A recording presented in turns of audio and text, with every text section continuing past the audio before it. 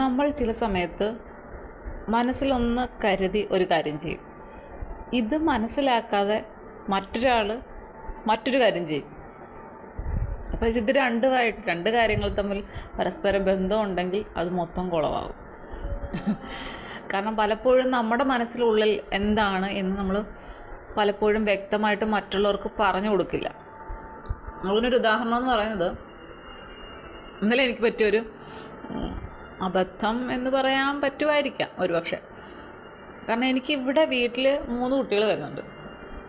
2 കുട്ടികൾ ഒരേ ക്ലാസ്സിലും ഒരേ സ്കൂളിലുമാണ്. ഒരേ ക്ലാസ്സിലും ഒരേ സ്കൂളും ആണ്. ഒരു കുട്ടി മാത്രം വേറെ സ്കൂളുമാണ്, വേറെ ക്ലാസ്സുമാണ്.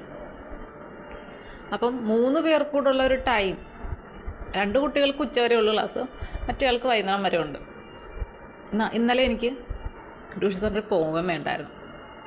അപ്പം ഞാനെന്ത് പ്ലാൻ ചെയ്തു, 3 പേർക്കൂടെ വൈകുന്നേരമാണ് കറക്റ്റ് ടൈം എന്ന് വിചാരിച്ചിട്ട് 5:30 ക്ലാസ് വെച്ചു. കാരണം ഈ 2 കുട്ടികൾ ഒരേ സ്കൂളിൽ പഠിക്കുന്ന, ഒരേ ക്ലാസ് പഠിക്കുന്ന 2 കുട്ടികൾക്ക് എക്സാം നടന്നുകൊണ്ടിരിക്കുക. അപ്പോൾ ഉച്ചയാകുമ്പോൾ എക്സാം കഴിയും. അപ്പം 2 മണിക്ക് എല്ലാ ദിവസവും ഞാൻ ക്ലാസ് വെക്കും. പിറ്റേ ദിവസത്തെ എക്സാം എന്താണോ അത് പഠിപ്പിച്ചു വിടും. അപ്പം വ്യാഴാഴ്ച എനിക്ക് അങ്ങനെ വെക്കാമായിരുന്നു. ഇവിടെ അടുത്തൊരു കല്യാണമൊക്കെ ഉണ്ടായിരുന്നു, അവർക്കൊക്കെ പോകാമായിരുന്നു. കറക്റ്റ് ടൈമിൽ പ്രശ്നമില്ലായിരുന്നു. അപ്പം ഞാൻ വിചാരിച്ച മറ്റേ കുട്ടിയും കൂടെ വരുവാണെങ്കിൽ 3 പേർക്കൂടെ ഒന്നിച്ച് സമയം ചിലവാക്കിയാൽ മതിയല്ലോ എന്ന് കരുതിയിട്ട് ഞാൻ 3 പേർക്കൂടെ ഒരു സമയം വെച്ചു 5:30. അപ്പം ഒരു കുട്ടി 5:30 വന്നു. അപ്പോഴാണ് പറയുന്നത്, വേറൊരു സ്കൂളിൽ പഠിക്കുന്ന ഒറ്റ കുട്ടിയുണ്ടല്ലോ, ആ കുട്ടി ഇന്ന് വരുന്നില്ല, അതിന് കാല് വേദനയാണ്, അത് മലയ്ക്ക് പോയേക്കുമായിരുന്നു, അപ്പം കാല് വയ്യ, അതുകൊണ്ട് വരുന്നില്ല. അപ്പം ഞാൻ പെട്ടെന്ന് അയ്യോ, അത് നേരത്തെ അറിഞ്ഞിരുന്നെങ്കിൽ ഞാൻ ഉച്ചയ്ക്ക് ക്ലാസ് വെച്ചേനെ. അപ്പം വൈകുന്നേരം എനിക്ക് ഫ്രീ ആയിരുന്നു. അപ്പോൾ ഈ കുട്ടികൾക്കൊക്കെ കല്യാണത്തിനും പോകാമായിരുന്നു. അങ്ങനെ വിചാരിച്ചു. പക്ഷേ ഞാനിങ്ങനെ മനസ്സിൽ വിചാരിച്ച കാര്യം ആ കുട്ടിയുടെ രക്ഷിതാക്കൾ അറിയുന്നില്ലല്ലോ. അല്ലായിരുന്നെങ്കിൽ ഞാൻ അങ്ങനെ മനസ്സിൽ കരുതിയിട്ടുണ്ട് എന്നുള്ളത് അവരറിഞ്ഞിരുന്നെങ്കിൽ അവർ പറഞ്ഞത് ഇന്ന് വരത്തില്ല എന്ന് നേരത്തെ പറഞ്ഞേനെ.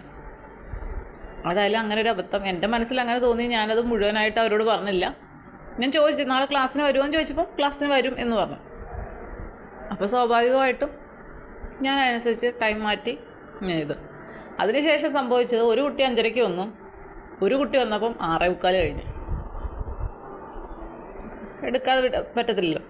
ഇത് ആദ്യം വന്ന കുട്ടി പോകുന്ന ടൈം ആയപ്പോഴാണ് മറ്റേ കുട്ടി വരുന്നത്, ഒരേ ക്ലാസ്സിലുള്ള കുട്ടികൾ.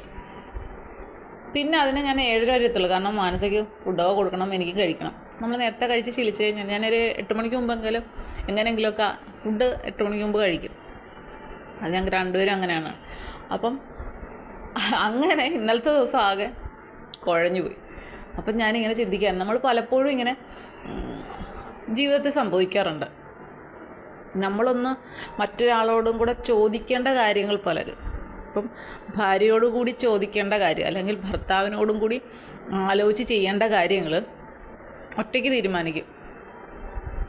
ഭാര്യയോട് ചോദിക്കാതെ ഭർത്താവ് തീരുമാനിക്കും, ഭർത്താവിനോട് ചോദിക്കാതെ ഭാര്യ തീരുമാനിക്കും. ഇങ്ങനെ തീരുമാനിച്ചതിന് ശേഷം ചെയ്യുന്ന കാര്യങ്ങൾ മിക്കപ്പോഴും അതെപ്പോഴും ഫെയിലായിപ്പോവും. ചിലർക്ക് അറിയും, എന്നോടൊന്ന് ചോദിക്കാതെ ചെയ്തല്ലോ എന്നുള്ളൊരു പ്രശ്നം വരും.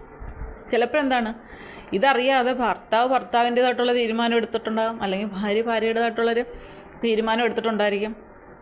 അപ്പോൾ ഈ 2 തീരുമാനങ്ങളും കൂടെ പക്ഷെ ഒരുപോലെ നടപ്പിലാക്കാൻ പറ്റണമെന്നില്ല. അപ്പോൾ അവിടെ ഒരു പ്രശ്നം ഉണ്ടാകാനുള്ള ചാൻസ് കൂടുതലാണ്.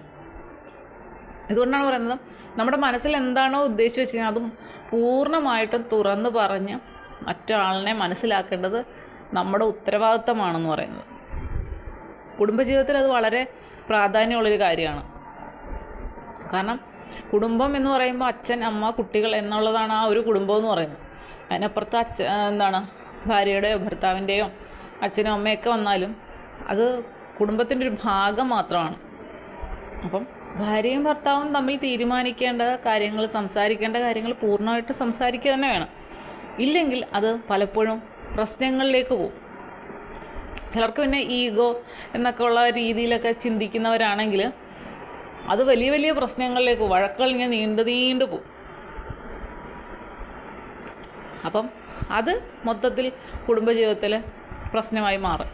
അതുകൊണ്ട് നമ്മുടെ മനസ്സിൽ എന്താണ് ഉദ്ദേശിക്കുന്നതെന്ന് എല്ലാം കഴിഞ്ഞിട്ട് പറഞ്ഞിട്ട് ഞാനത് അങ്ങനല്ല, ഞാൻ ഇങ്ങനെ ചെയ്യണമെന്നായിരുന്നു ഉദ്ദേശിച്ചത് എന്ന് എല്ലാം കഴിഞ്ഞിട്ട് പറഞ്ഞിട്ട് കാര്യമുണ്ടോ?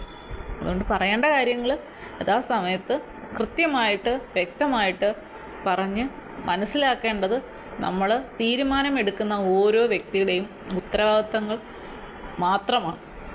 ശരിയല്ലേ?